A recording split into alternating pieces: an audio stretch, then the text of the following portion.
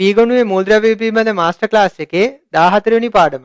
මේ පාඩමෙන් මම උගන්වන්නේ ඇමෝනියම් ලවණවල තාප වියෝජනයේ සම්බන්ධයෙන්. ඝන ඇමෝනියම් නයිට්‍රේට් රත් කළොත් ලැබෙන්නේ නයිට්‍රස් ඔක්සයිඩ් වායුව සහ ජල වාෂ්ප. එතකොට ප්‍රතික්‍රියාව මේ විදිහට අපිට තුලිත කරන්න පුළුවන්.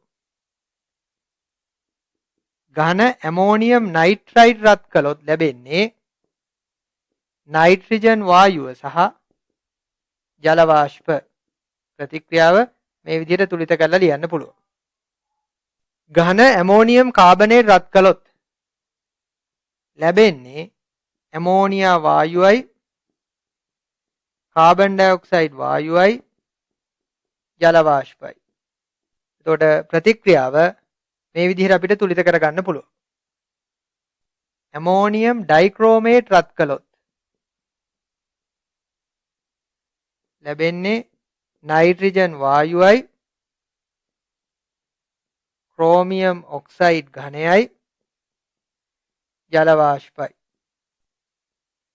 ප්‍රතික්‍රියාව මේ විදිහට තුලිත කරගන්න පුළුවන්. ඇමෝනියම් ක්ලෝරයිඩ් ඝනය රත් කළොත්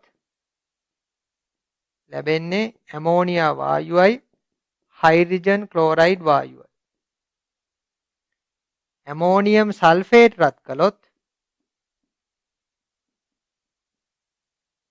ලැබෙන්නේ ඇමෝනියා වායුවයි සල්ෆියුරික් අම්ල වාෂ්පයයි. ප්‍රතික්‍රියාව මේ විදිහට අපිට තුලිත කරලා ලියන්න පුළුවන්. එතකොට මෙන්න මේ ඇමෝනියම් ලවණවල තාප වියෝජන ප්‍රතික්‍රියාවලින් ලැබෙන ඵල අප දැන සිටිය යුතුයි.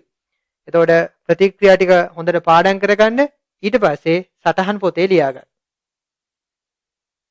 පීගොණුවේ මූලද්‍රව්‍ය පිළිබඳ මාස්ටර් ක්ලාස් එකේ ඊළඟ පාඩමේ මම දොළ පුතාලට උගන්වන්නේ 15 වෙනි කාණ්ඩයේ මූලද්‍රව්‍ය සාධන ක්ලෝරයිඩ් ජලය සමග දක්වන ප්‍රතික්‍රියා සම්බන්ධයෙන්. අපි මේ ප්‍රතික්‍රියාවල කියනවා ජල විච්ඡේදන ප්‍රතික්‍රියා කියලා. එතකොට 15 වෙනි කාණ්ඩයේ මූලද්‍රව්‍ය සාධන ක්ලෝරයිඩ් වල ජල විච්ඡේදන ගැන තමයි අපි ඊළඟ පාඩමෙන් කතා කරන්නේ.